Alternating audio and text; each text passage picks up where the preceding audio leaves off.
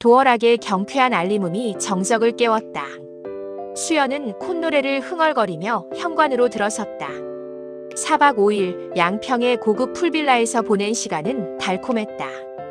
태준의 품은 따뜻했고 남편 진우에게 느꼈던 권태는 안개처럼 흩어진 뒤였다. 하지만 거실로 한 발자국 내디딘 순간 수연의 노래가 멈췄다. 그녀는 눈을 비볐다. 잘못 본 것이라 생각했다. 하지만 다시 눈을 떠도 풍경은 변하지 않았다. 7년간 공들여 꾸민 집이 아니었다. 거실 한복판을 차지하던 이탈리아제 벨벳 소파, 85인치 TV, 정성껏 가꾸던 대형 몬스테라 화분까지 그 모든 것이 사라져버렸다. 수연은 신발도 벗지 못한 채 텅 빈 거실로 걸어 들어갔다. 발소리가 텅 빈 벽에 부딪혀 기괴한 메아리로 돌아왔다. 마치 아무도 살지 않는 입주 전의 모델하우스 같았다. 진우 씨, 여보. 그녀는 안방으로 뛰어갔다. 문을 열자마자 다리에 힘이 풀려 주저앉았다. 침대 프레임조차 남아있지 않은 방엔 먼지만이 굴러다녔다. 옷장을 열었다. 그곳엔 그녀의 명품 가방도 태준을 만나러 갈 때 입었던 실크 원피스도 없었다. 오직 차가운 벽면뿐이었다. 그때 바닥에 놓인 검은색 스마트폰 하나가 진동했다. 남편 진우의 것이 아니었다. 그녀가 비상으로 관리하던 서브폰이었다. 화면엔 짧은 문자 한 통이 와 있었다. 이곳은 더 이상 당신이 머물 곳이 아니야. 수연에게 결혼은 안정되고 고품격의 편안한 삶이었다. 건축가로 성공한 진우와 결혼하며 강남의 깨끗한 아파트와 우아한 큐레이터라는 타이틀을 얻었지만 시간이 지날수록 그녀는 둘만의 생활에 권태감을 느꼈다. 진우는 성실했지만 외적인 과시나 허식에 인색한 정적인 남자였다. 기념일이면 화려한 파티 대신 조용한 레스토랑을 예약했고 수연의 화려한 옷차림보다는 그녀의 안색을 먼저 살폈다. 여보, 오늘 내 귀걸이 바뀐 거 몰라? 이 기획전 오프닝에 얼마나 중요한 사람들이 오는데. 예쁘네. 하지만 당신 피곤해 보여. 끝나고 바로 들어와서 쉬는 게 좋겠어. 진우의 다정함은 수연에게 지루한 단속으로 여겨졌다. 그녀는 누군가 자신의 가치를 돈과 화려한 언어로 끊임없이 증명해 주길 원했다. 남편은 늘 정돈된 삶을 살았고 그가 설계한 집처럼 두 사람의 관계도 지나치게 정해진 틀처럼 숨이 막혔다. 그런 수연의 일상에 태준이 다가온 것은 수연의 갤러리 기획전의 뒤풀이 자리였다. 이 작품의 질감이 수연 씨 눈빛이랑 닮았네요. 섬세한데 어딘가 위태로운 느낌처럼 와인 잔을 부딪히며 건넨 태준의 한마디는 진우가 평생 해준 적 없는 자극적인 찬사였다. 진우가 퇴근 후 설계도를 보며 침묵할 때 태준은 수연의 사소한 귀걸이 모양, 사용한 향수를 알아주는 그의 매혹적인 속삭임에 빠져들고 있었다. 그날은 평범한 목요일이었다. 식탁 위에 놓인 수연의 휴대폰이 짧게 진동했다. 무심코 화면을 확인하려던 진우의 손이 멈칫했다. 늘 그들의 기념일로 설정되어 있던 비밀번호가 아니었다. 수연이 샤워실에서 나오며 당황한 기색을 숨기지 못한 채 휴대폰을 낚아챘다. 요즘 스팸이 너무 많이 와서 바꿨어. 진우가 무심코 휴대폰을 만지려 할 때마다 수연은 날카로운 반응을 했다. 수연의 목소리는 평소보다 반톤 높았다.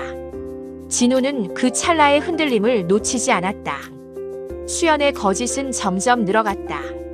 전시 기획 때문에 당분간 야근이 많을 것 같아 수연은 퇴근 후 태준의 오피스텔로 향했고 진우에게는 회사 로비에서 찍은 듯한 셀카를 보내 진우의 의심을 불식시키려 했다.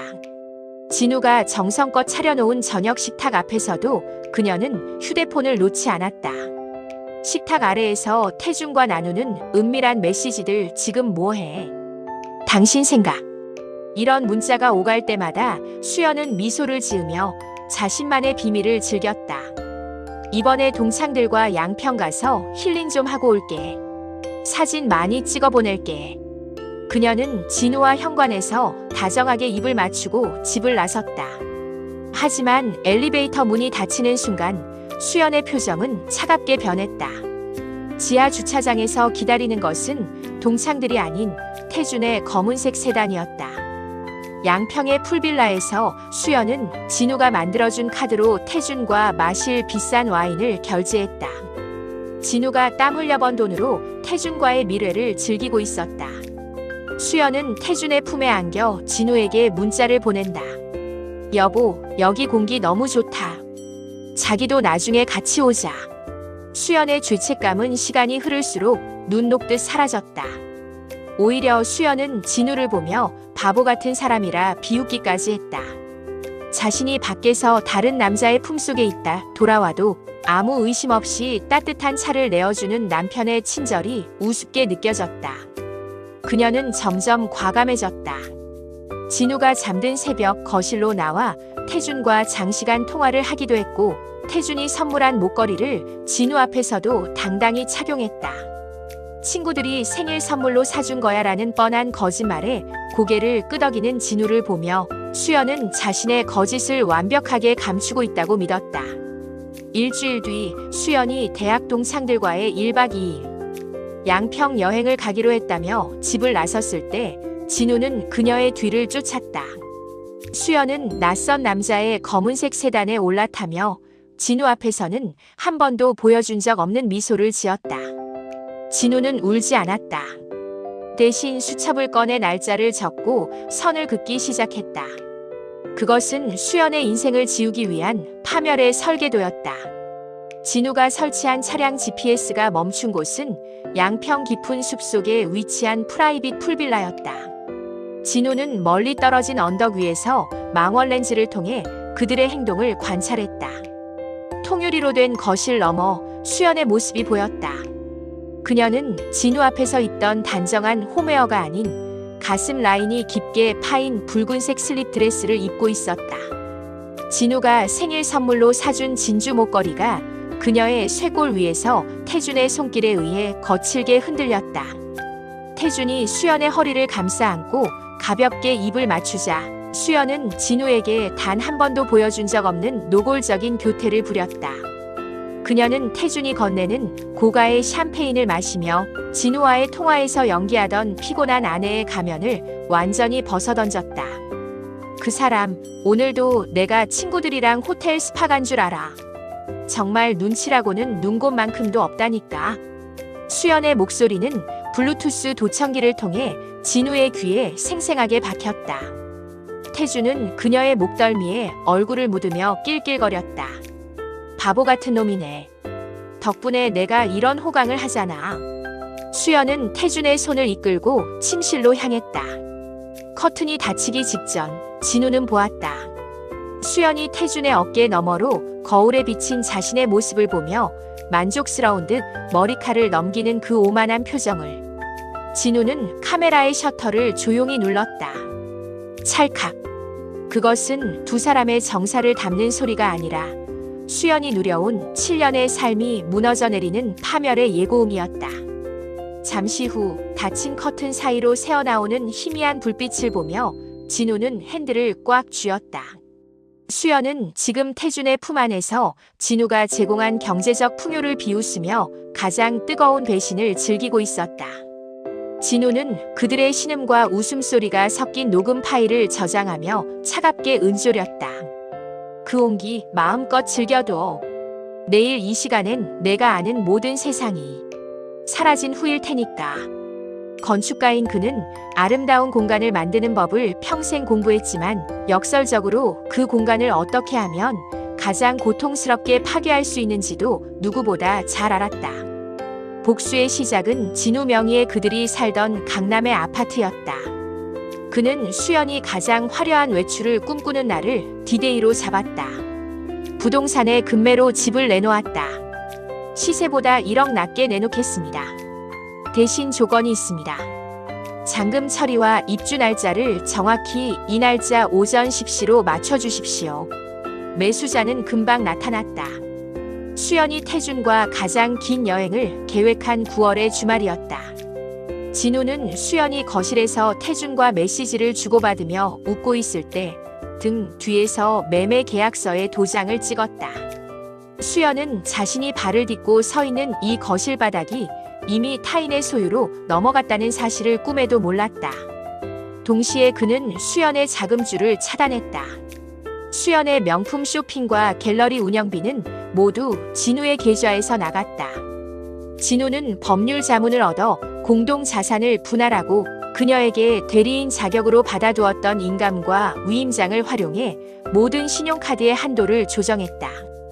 이사 당일 오전 8시 수연이 가벼운 캐리어를 끌고 잘 다녀올게 라며 태연이 문을 나선 지 정확히 10분 뒤였다. 아파트 단지 입구에 대기하고 있던 대형 트럭 2대와 전문 이삿짐 요원들이 진우의 신호에 맞춰 들이닥쳤다. 여기 있는 모든 가구와 가전은 리사이클 업체로 보냅니다. 그리고 이 드레스룸에 있는 옷과 가방들은 이 리스트대로 명품 매입 샵으로 넘기세요. 진우의 지시는 냉정하고 정확했다. 인부들이 소파를 드러내고 식탁을 분해했다.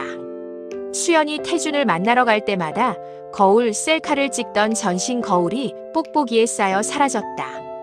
그녀가 아끼던 샤넬 백과 에르메스 스카프들이 커다란 박스 안으로 무자비하게 던져졌다.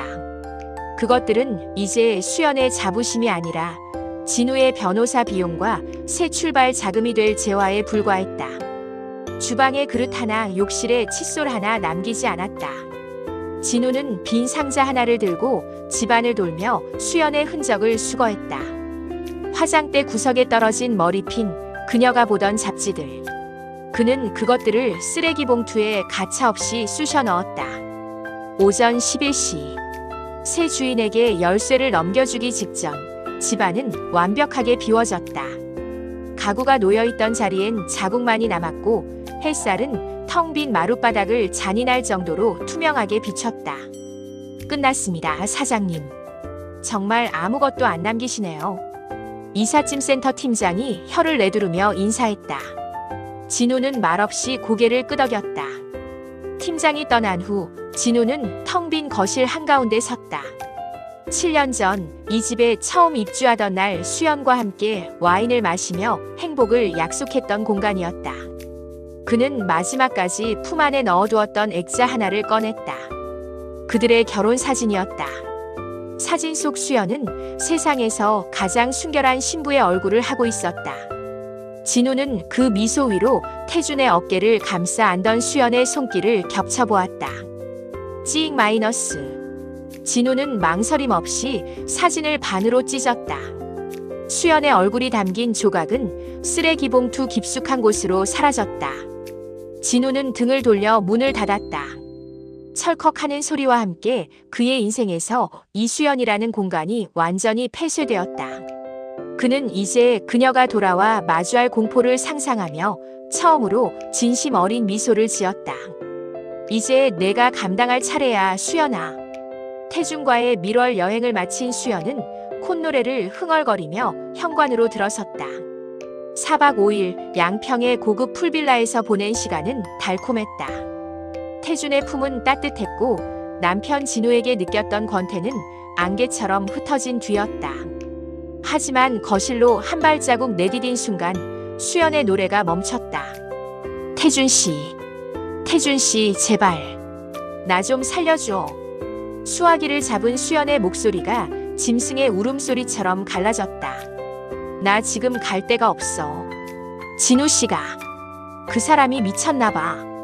집도 팔고 돈도 내 가방이랑 옷까지 싹 다 치워버렸어. 나 정말 아무것도 없어. 지금 당장 갈 곳이 없단 말이야.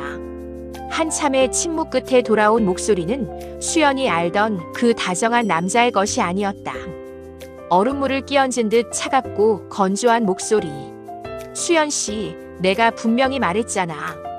우린 그냥 가볍게 즐기는 사이라고. 수연의 심장이 덜컥 내려앉았다. 무슨 소리야? 당신 나 사랑한다며. 그 사람보다 나를 더 이해해주는 건 당신뿐이라고 했잖아. 사랑. 수연 씨, 착각하지 마. 당신은 유부녀였고 나는 그 금지된 선을 넘는 스릴이 재밌었던 거야. 하지만 당신 남편이 내 회사 게시판에 사진이랑 녹취록을 다 뿌렸어. 이사들이 나를 어떻게 보겠어? 당신 때문에 내 사업에 흠집 나는 거 나 절대 못 참아. 태준 씨, 그래도 책임. 내가 왜 당신 인생을 책임져야 하지? 당신이 선택한 배신이잖아. 다신 연락하지 마. 한 번만 더 전화하면 변호사 선임해서 스토킹으로 고소할 테니까. 뚝. 무정하게 끊긴 신호음이 고막을 찔렀다. 수연은 수화기를 놓지 못한 채 바닥으로 무너져 내렸다. 아파트 유리창 너머로 비치는 자신의 모습이 보였다. 화려한 옷을 입고 오물 속에 처박힌 가련한 꼭두각시. 지갑을 열어보니 남은 것은 구겨진 1,000원짜리 몇 장뿐이었다. 진우는 그녀가 누리던 모든 사치스런 생활을 연기가 사라지듯 모두 없애버렸다. 해질녘의 도심은 잔인할 정도로 눈부셨다. 퇴근길 인파 속에서 수연은 이방인처럼 떠돌았다. 그녀가 입고 있는 옷은 양평의 풀빌라에서 태준이 가장 잘 어울린다며 칭찬했던 수백만 원짜리 실크 원피스였지만 지금 그 옷은 비에 젖은 종이처럼 몸에 무겁게 달라붙어 그녀를 조롱하고 있었다. 그때 주머니 속에서 끊임없이 진동하던 휴대폰이 다시 비명을 질렀다. 친정엄마였다. 수연은 구원이라도 만난 듯 전화를 받았다. 엄마, 나 어떡해? 진우 씨가. 이 나쁜 년아. 너 대체 밖에서 무슨 짓을 하고 다닌 거야? 수화기 너머로 들려오는 엄마의 목소리는 슬픔이 아니라 지독한 혐오였다. 김서방이 우리 집 거실에 그동안 내가 찍힌 사진들을 다 던져놓고 갔어. 내 아버지 뒷목 잡고 쓰러지셨어. 동네 사람들, 친척들한테까지 내가 바람 피웠다는 메일이 다 돌았단 말이다. 김서방이 우리한테 매달 보내주던 병원비며 생활비, 아파트 담보대출 이자까지 싹 다 끊겠다고 통보했어. 너 때문에 우리 집안 풍비박산 났어. 엄마, 일단 내 말 좀 들어봐. 내 딸 아니니까 다신 연락하지 마라. 동네 창피해서 얼굴을 못 들고 다니겠어. 내 아버지가 너 죽어도 장례식에도 오지 말래. 전화가 끊겼다. 수연은 입을 틀어막았지만 비명이 새어나왔다. 진우는 단순히 그녀를 집에서 쫓아낸 것이 아니었다. 그녀가 숨 쉴 수 있는 모든 관계의 공기조차 진공 상태로 만들어버렸다. 가족에게는 수치스러운 딸로, 사회적으로는 부도덕한 외도녀로, 연인에게는 귀찮은 짐짝으로. 진우가 설계한 복수의 종착역은 그녀의 육신이 아닌 영혼의 말살이었다. 수연은 텅 빈 공중전화 부스 안에서 무릎 사이에 얼굴을 묻었다. 밤은 깊어가는데 이제 세상 천지 어디에도 그녀가 발을 붙이고 서 있을 땅은 남아있지 않았다. 진우는 서초동의 한법무법인 회의실에 앉아 있었다. 그의 앞에는 석 달간 수집한 불륜의 증거들이 번호가 매겨진 채 가지런히 놓여 있었다. 그는 이혼 소송과 상간자 소송을 동시에 진행하며 두 사람에게 단순한 결별이 아닌 완전한 파멸을 선물하기로 했다. 진우는 수연을 상대로 위자료 청구 및 이혼 소송을 제기했다. 수연은 뒤늦게 변호사를 선임해 경제적 학대와 주거권 침해를 주장하며 맞섰지만 진우가 제출한 증거들 앞에 법정은 차갑게 식어버렸다. 양평 풀빌라에서 촬영된 고화질 사진과 두 사람이 나눈 음성 녹취록. 그 속에는 남편은 도면이나 그리는 바보라는 수연의 조롱 섞인 목소리가 선명하게 담겨 있었다. 수연이 진우의 법인카드로 태준에게 사준 고가의 시계와 명품 결제 내역. 법원은 수연의 외도를 혼인관계 파탄의 결정적 원인으로 판결했다. 진우는 수연의 재산분할 기여도를 철저히 부정했다. 7년간 수연의 갤러리 운영비와 생활비 전액을 진우가 부담했다는 금융 기록을 제시하며 그녀가 누린 모든 것이 진우의 자산에서 기인했음을 증명했다. 결국 수연에게 돌아간 것은 위자료 5천만 원 지급 명령과 함께 빈손으로 쫓겨나는 판결문뿐이었다. 태준에게 가해진 복수는 더 집요했다. 진우는 태준이 운영하는 IT 벤처 기업의 투자 유치 시기에 맞춰 소장을 접수했다. 진우는 태준에게 손해배상 청구 소송상 간담 소송을 제기함과 동시에 합법적인 범위 내에서 태준의 회사 이사회의 품위 유지 위반과 관련된 근거 자료를 전달했다. 태준이 가볍게 즐기는 사이라고 치부했던 관계는 그의 경영권마저 위협하는 폭탄이 되어 돌아왔다. 진우는 태준에게 법정 최고 수준의 위자료를 청구했다. 태준은 합의를 제안하며 거액을 제시했지만 진우의 대답은 단호했다. 돈이 목적이 아닙니다. 당신이 지은 죄의 기록이 판결문이라는 공문서에 영원히 새겨지길 바랍니다. 결국 태준은 법원으로부터 위자료 지급 판결을 받았고 이 사실이 업계에 퍼지면서 투자자들은 등을 돌렸다. 도덕적 결함이 있는 CEO라는 낙인은 태준이 평생 쌓아온 사회적 명성을 무너뜨렸다. 선고가 내려진 날 법원 복도에서 초췌해진 수연이 진우의 옷소매를 붙잡았다. 진우 씨, 제발. 나 정말 죽을 것 같아. 위자료 낼 돈도 없어. 집도 없는데 나보고 어떡하라고. 진우는 그녀의 손을 천천히 그러나 단호하게 뿌리쳤다. 그는 수연의 눈을 똑바로 응시하며 차갑게 말했다. 수연아, 내가 아까워하던 내 지루한 삶에는 출입구만 있는 게 아니야. 비상시엔 모든 것을 폐쇄하는 셧다운 기능도 있지. 넌 내 발로 그 폐쇄 구역에 들어간 거야. 진우는 수연의 눈물을 뒤로하고 법원을 나섰다. 며칠 후 진우의 휴대폰에 태준의 위자료와 수연에게서 환수한 재산이 입금되었다는 알림이 떴다. 진우는 그 돈을 확인한 뒤 단 1원도 남기지 않고 전액아동복지재단에 기부했다. 그에게 필요했던 것은 그들의 돈이 아니었다. 그들이 누렸던 가짜 행복의 근간이 자신의 헌신이었음을, 그리고 그 헌신을 저버린 대가가 얼마나 서늘한 것인지 증명하는 과정 그 자체였다. 진우는 낯선 천장을 바라보며 눈을 떴다. 새로 옮긴 오피스텔은 지독하리만치 고요했다.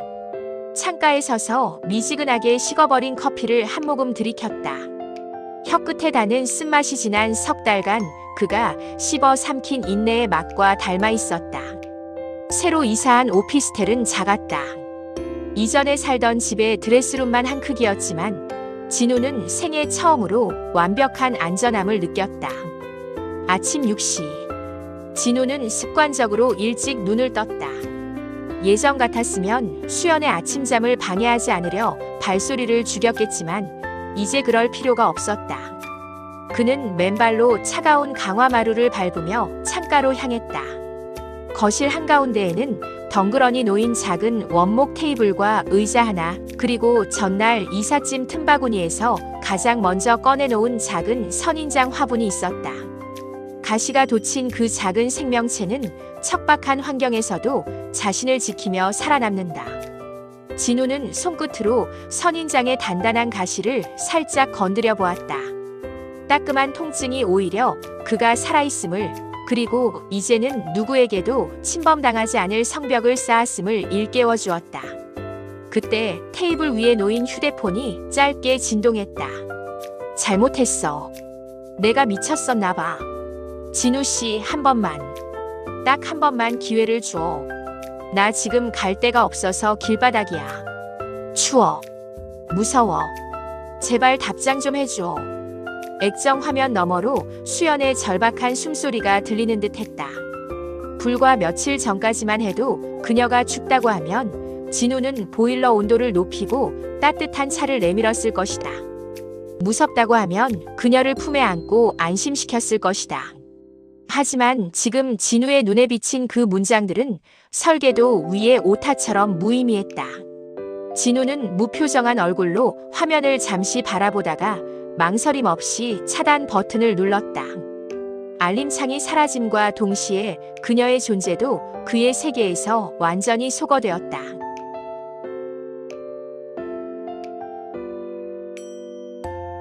진우는 휴대폰을 뒤집어 놓았다. 진우는 자리에서 일어나 창문을 활짝 열었다. 새벽 공기가 날카로운 칼날처럼 거실 안으로 들이닥쳤다. 어제의 비극과 증오, 그리고 텅 빈 집을 보며 느꼈던 서늘한 복수심마저 그 바람에 씻겨나갔다. 멀리 떨어진 어느 낯선 길 위에서 수연이 주저앉아 절규하고 있을지도 모른다. 그녀를 스쳐 지나가는 행인들은 그녀의 파멸을 구경하고 있을지도 모른다.